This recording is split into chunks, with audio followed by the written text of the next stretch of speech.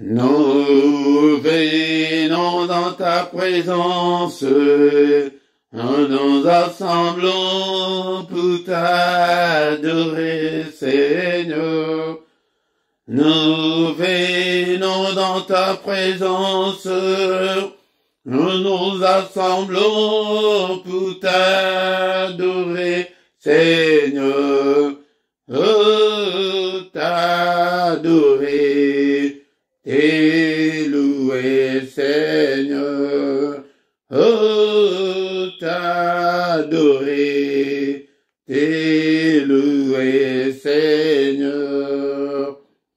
Nous venons dans ta maison, nous assemblons pour t'adorer, Seigneur. Nous venons dans ta maison, nous nous assemblons pour t'adorer, Seigneur. Oh, t'adorer, louer, Seigneur. Oh, t'adorer, louer, Seigneur. Nous unis dans ta présence, nous nous assemblons pour t'adorer, Seigneur. Nous unis dans ta présence, nous nous assemblons pour t'adorer, Seigneur. Oh, t'adorer, louer, Seigneur. Oh, t'adorer, louer, Seigneur. Tu nous donnes ta justice, tu nous as franchis pour t'adorer, Seigneur. Tu nous donnes ta justice, tu nous as franchis pour t'adorer, Seigneur. Oh, t'adorer, louer, Seigneur. Oh, t'adorer, louer, Seigneur. Oh, t'adorer, louer, Seigneur. Seigneur notre Dieu, nous te sommes infiniment reconnaissants.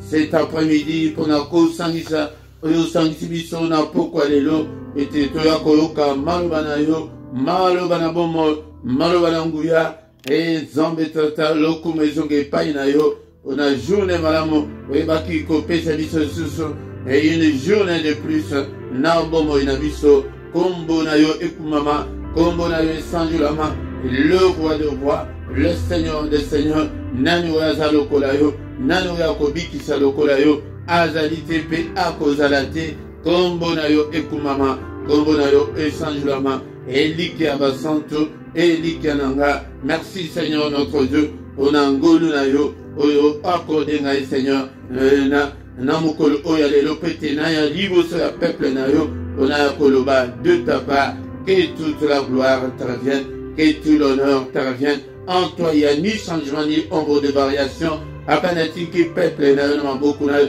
natiki oyo nyonso akoyoka eyoba oyo na maboko na yo. Papa, libéré entendement na ye, libéré volonté na ye, azala bloqué ten esprit na ye, esprit ya moko na moko, ezala délivré na emprise nyonso ya diable na kombo na Yesu Masia. Grâce na yo eza likolo na biso. Papa, que ta parole habite en nous abondamment, que ta parole habite en nous dans toute sa gloire, que ta parole habite en nous dans toute sa richesse, que ta parole habite en nous dans toute sa révélation, dans toute sa puissance.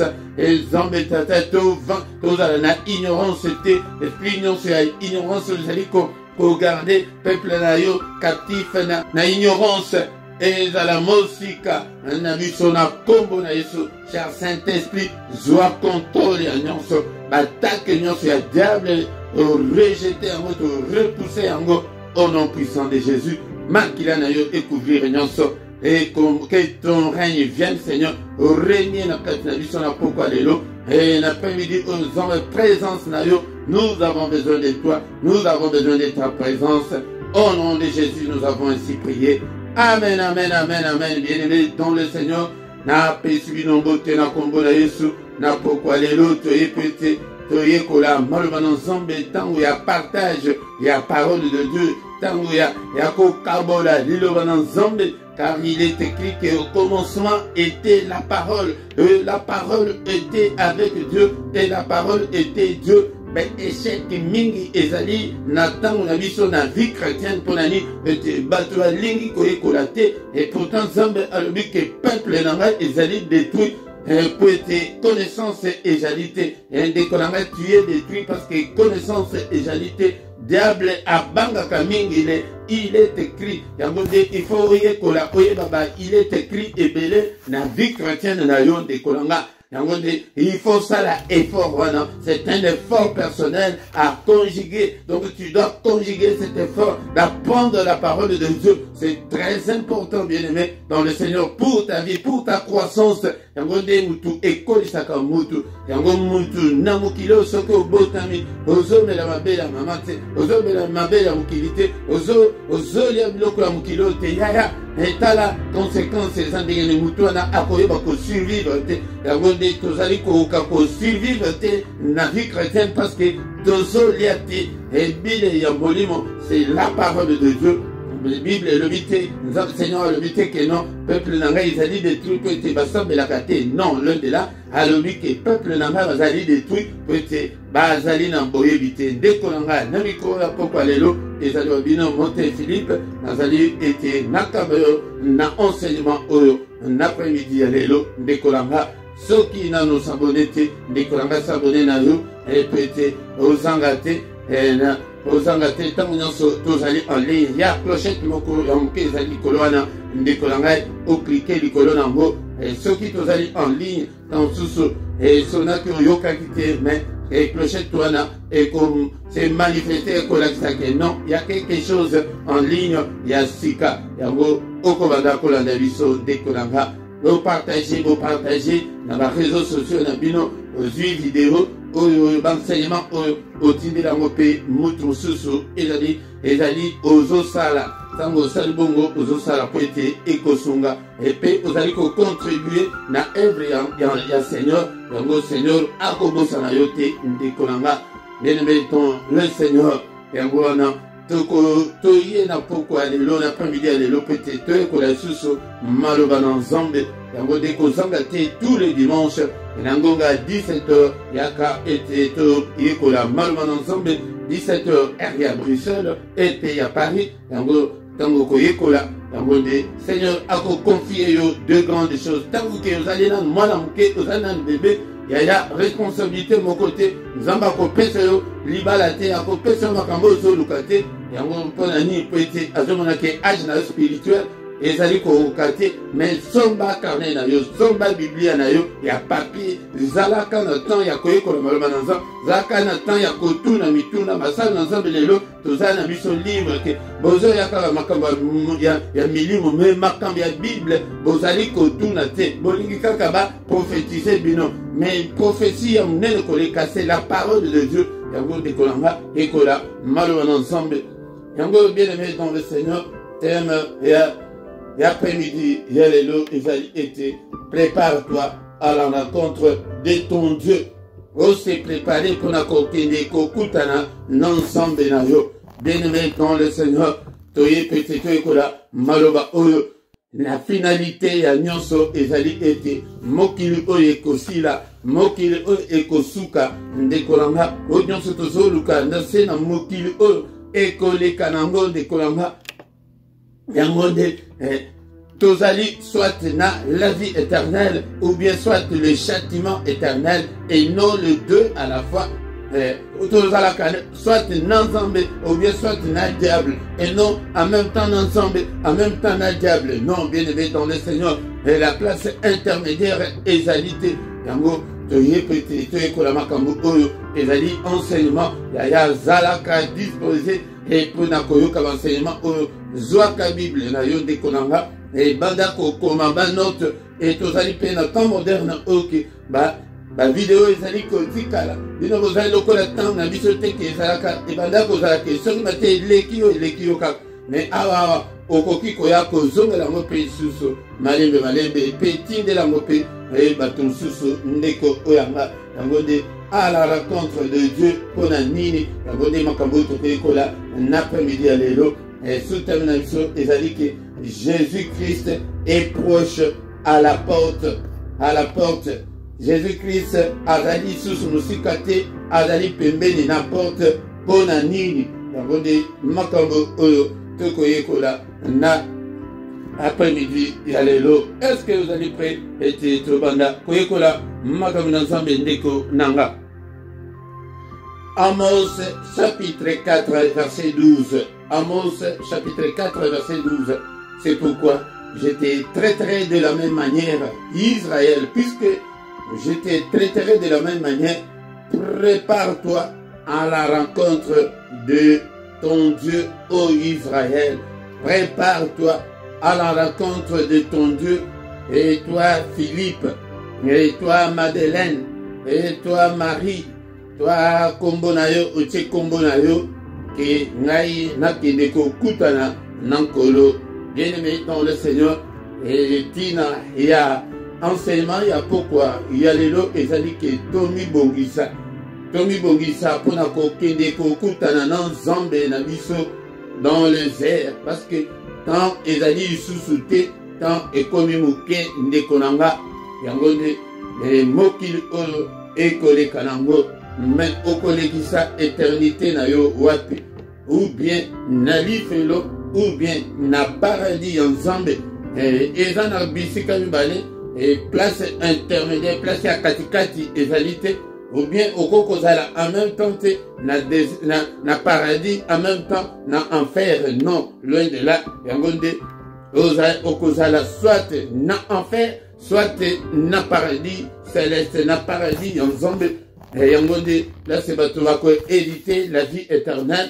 Là où il n'y aura pas la mort, là où il n'y aura pas de maladie, là où il n'y aura pas de factures, là où il n'y aura pas de disputes, là où il n'y aura pas de querelles, là où tokozala na banzoto oyo susute, et en place oyo tokozala na banzoto yasika. Yangonde ezali makambo esengeli église eyekola, au lieu que tolekisaka tant kaka na bamilimo, milimo ekotika makambo wana milimo ekosuka, mais yo vi na yo, est-ce que ozobomisango pona kokende kokutana na Nzambe na yo, ezali très important, bien aimé dans le Seigneur.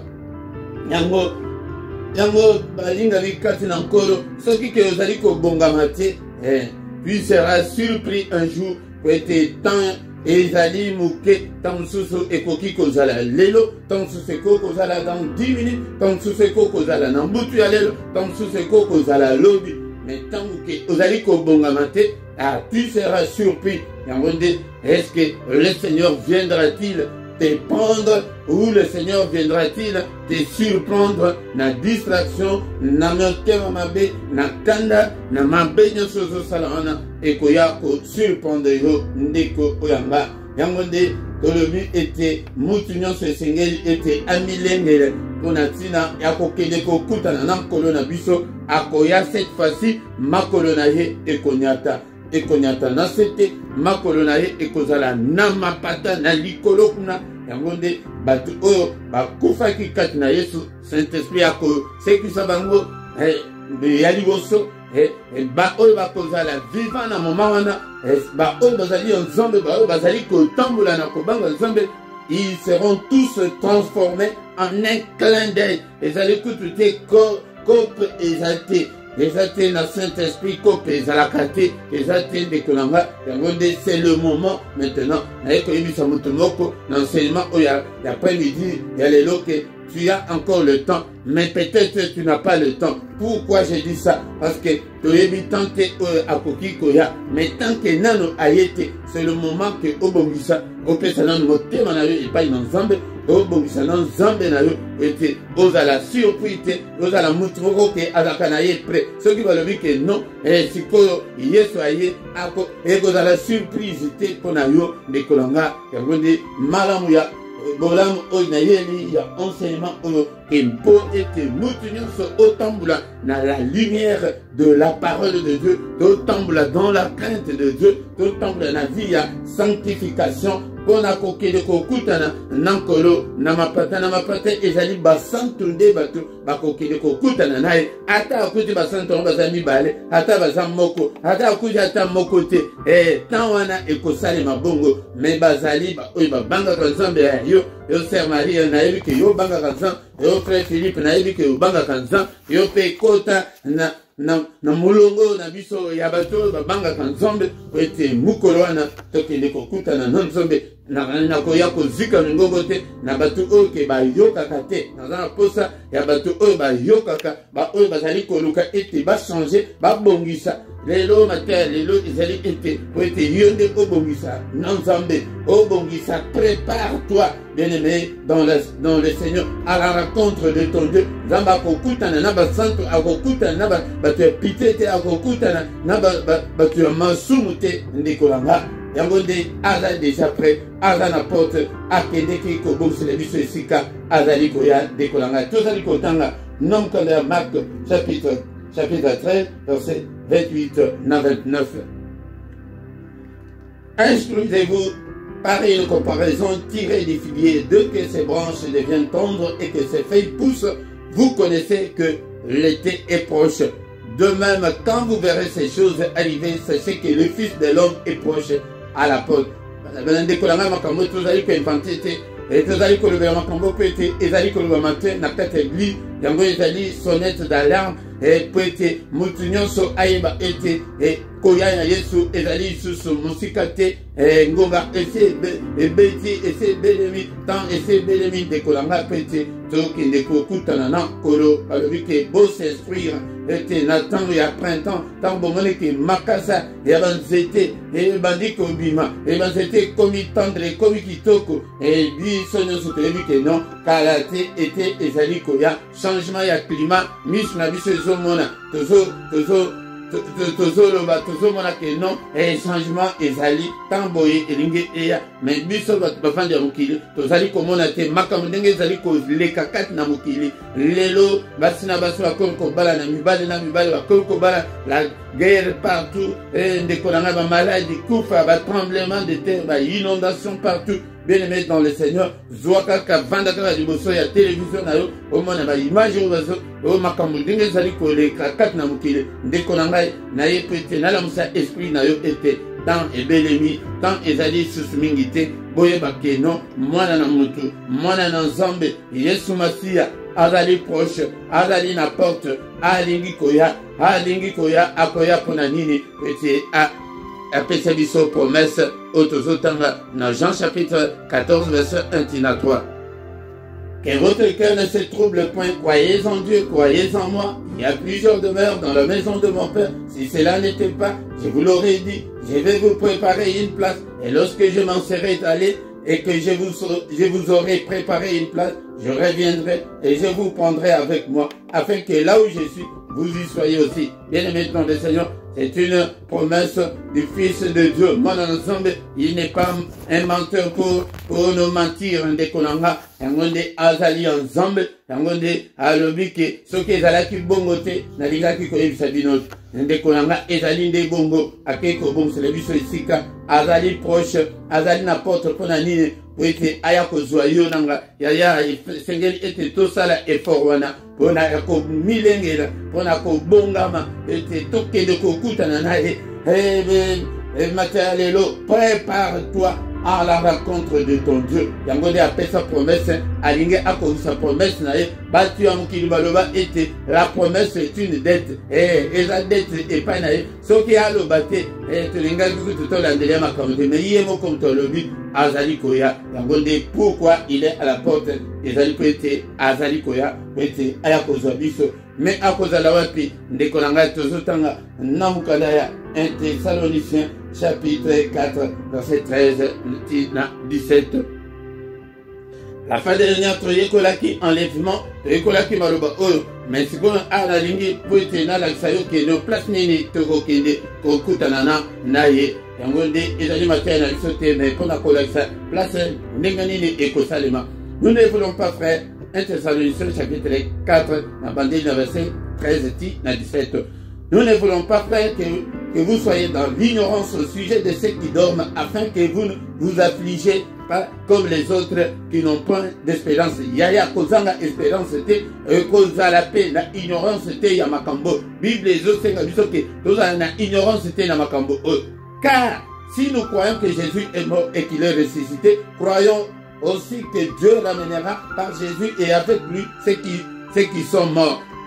Ceux qui te disent que Yesu akufaki ke asekwa, tondima lisusu ke non, Yesu wana yende akose qui s'appelle ba oyo bakufi nekonanga.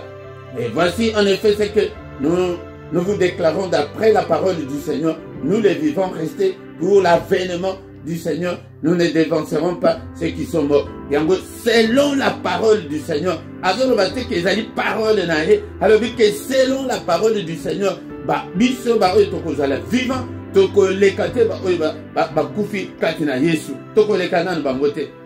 Verset 16, car le Seigneur lui-même, en un signal donné à la voix des nations et au son de la trompette de Dieu, descendra du ciel et les morts en Christ ressusciteront premièrement.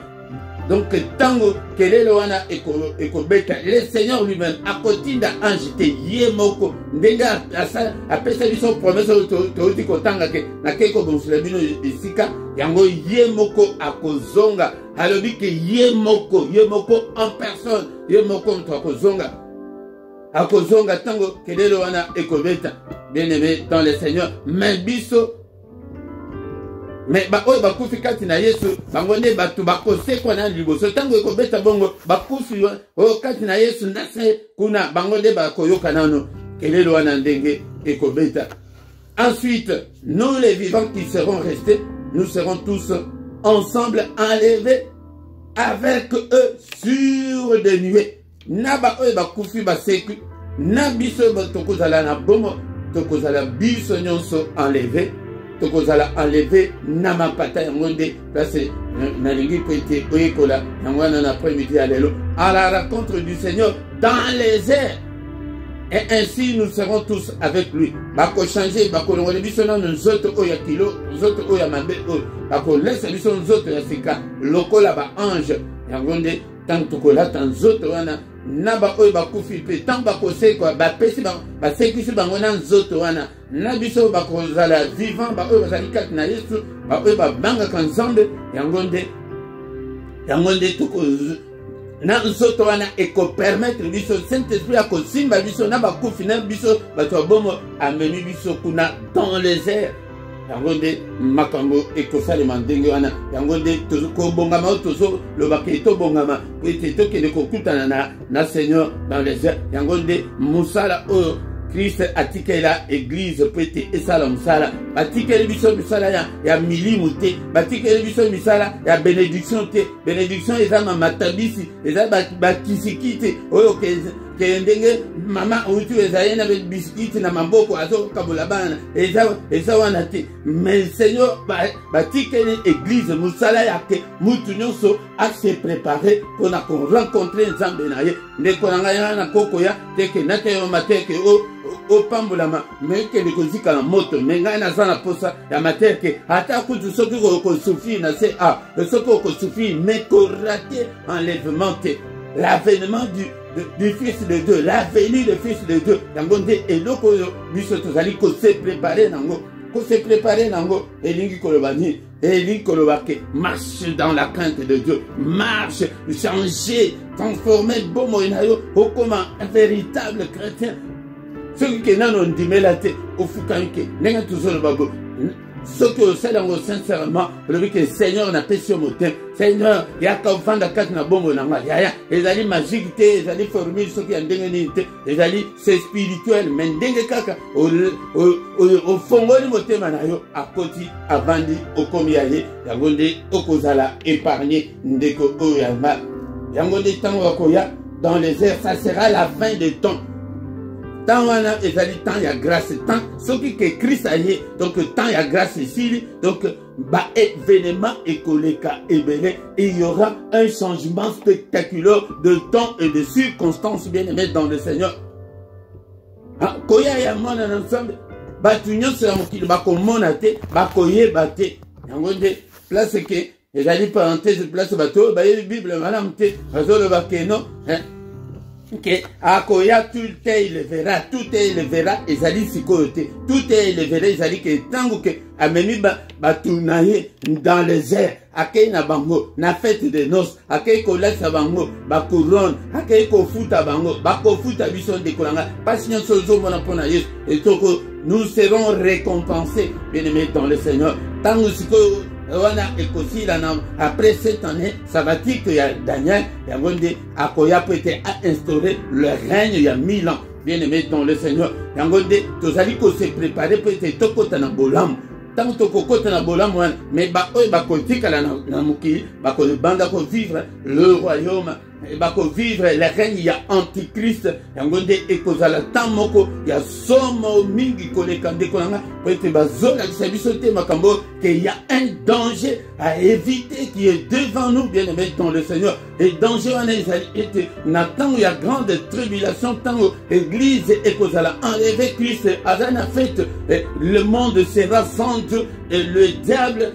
Ako sasa mokili oyo bako boma batu massacre ko salema ya ke banda mokili banda nanu salema te ndekolanga na baye nyonso bako zala na caché ya 666 était batu nyonso bako ndimela ete ba oyo bako protester lokola ba gilet jaune ndenge tozoma ndenge batu ba telemeli et passe sanitaire batu bazo salama marche et natango ya antichrist et ko zala bon ya mais ozondi mape oya ko vivre natango ya bongo ponani. Au lieu yake opesa motema na yo siko pesa motema na yo ndekolanga ekozala moment moko ya mabe makasi ndekolanga tango de napokwa lelo na yepete na lakisa yo ke bongisa bongama na nzambe ozali kosilisa maloba oyo na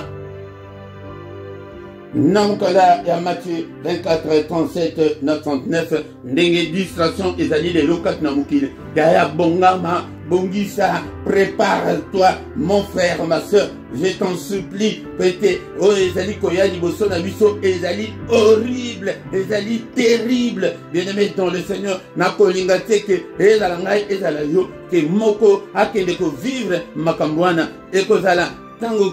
À part au diable à Kosala, mais il y aura aussi le temps de la colère de Dieu à le Seigneur va déverser sa colère sur eux.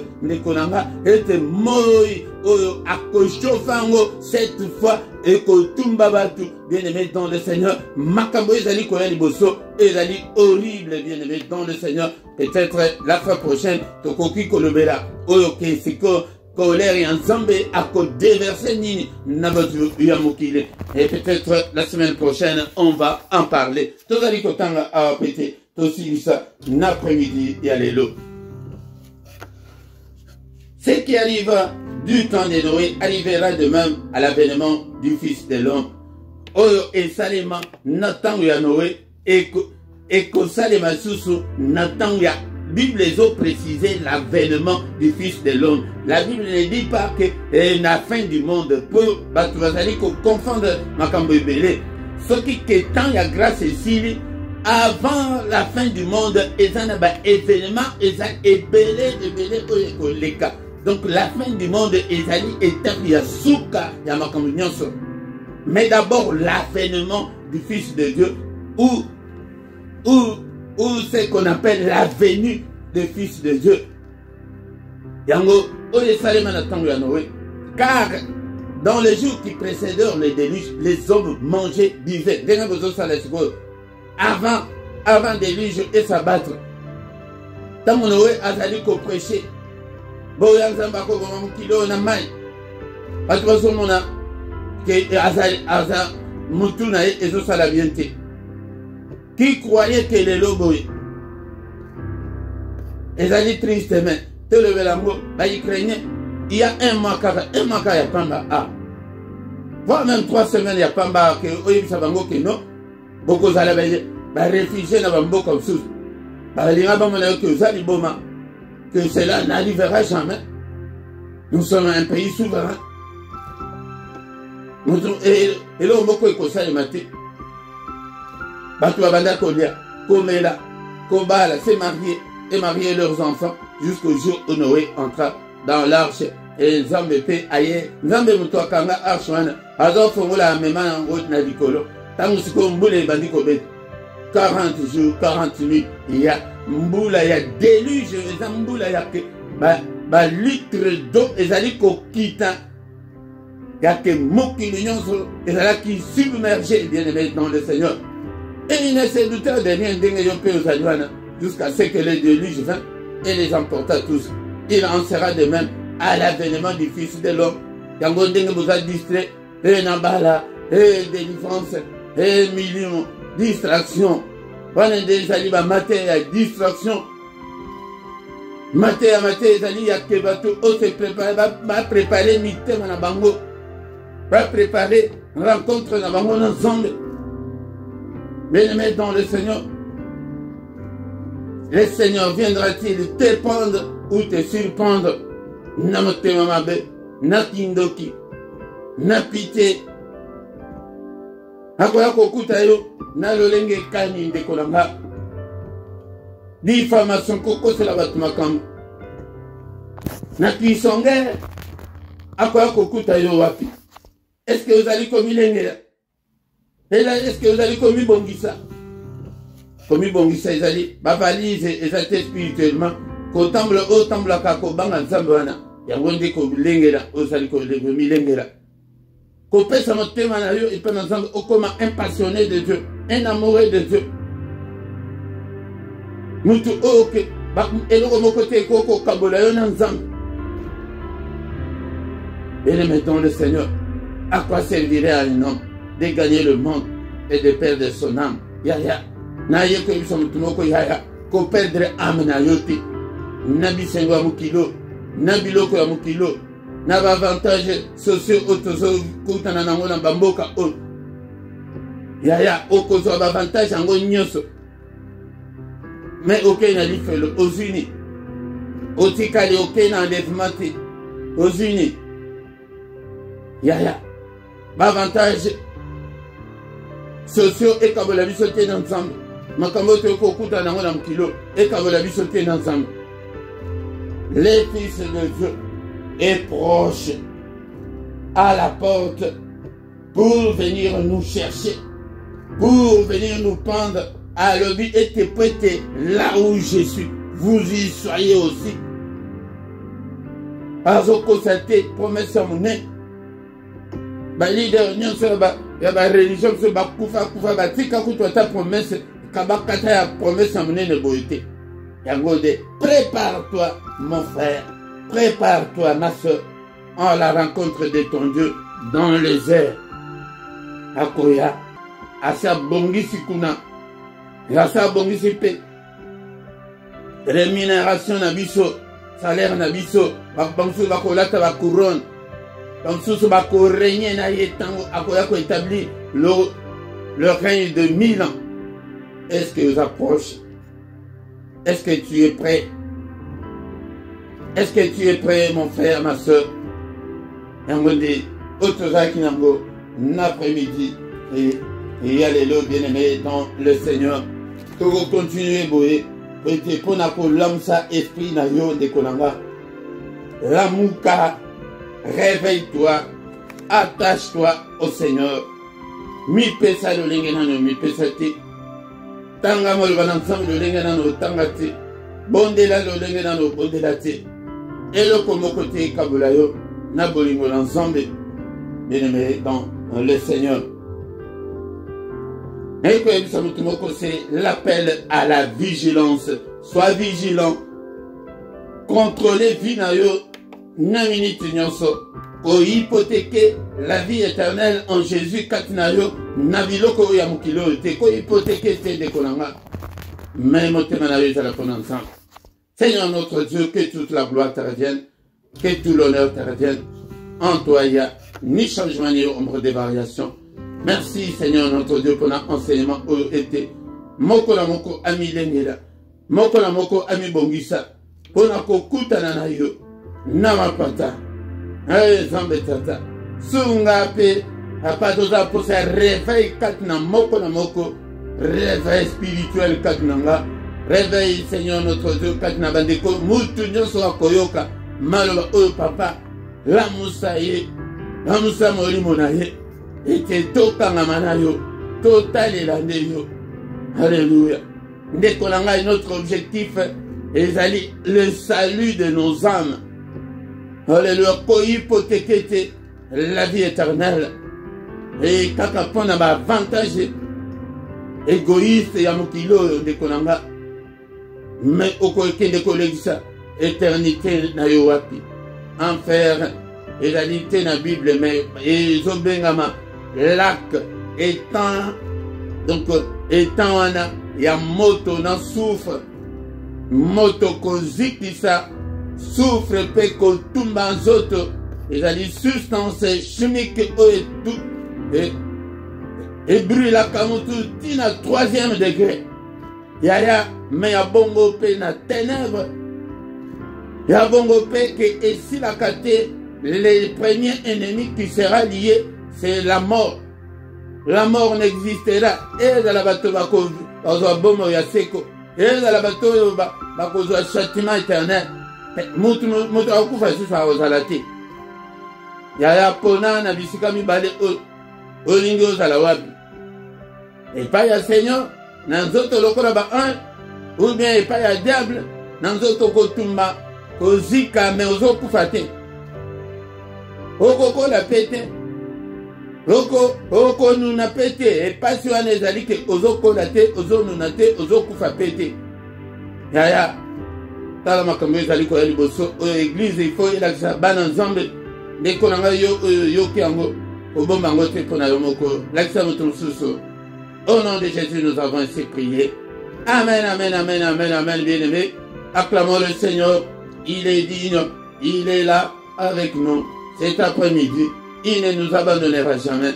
Il sera avec nous. Alléluia. Bien-aimés, dans le Seigneur tous les dimanches, kozangate, de konanga yaka oyoka, enseignement. Et la Bible le dit que la foi vient de ce qu'on entend. Ce qu'on entend vient de la parole de Christ. Yango yokaka, malgré Christ, et ozala affermi de konanga. Bien-aimés, dans le Seigneur, tous les dimanches, yaka ete okola zalaka na karne na yo banda zongela pe mateya tindela pe yango batu afin que toyeba komona monene na nzambe.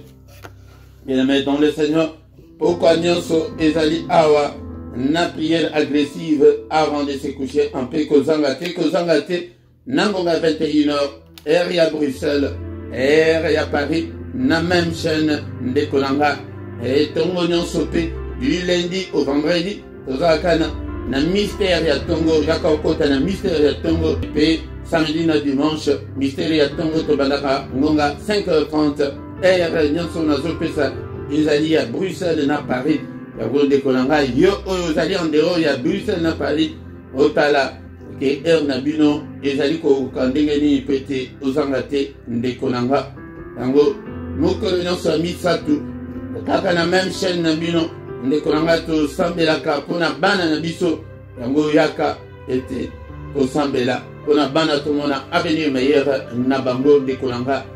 Bien-aimé dans le Seigneur, ceux qui nano s'abonner na yo ete musala ensemble ekende liboso ndekolanga vous partagez, vous likez. Tokutani susu, mokolo, et à dimanche prochain, na tanguya, émission na biso, parole de vie, émission na biso, kombo nango, ezali parole de vie, yaka okota na parole de vie, olia parole wana, ete ozo bomo, tokutani, mokolo à dimanche prochain, na kombo na Yesu.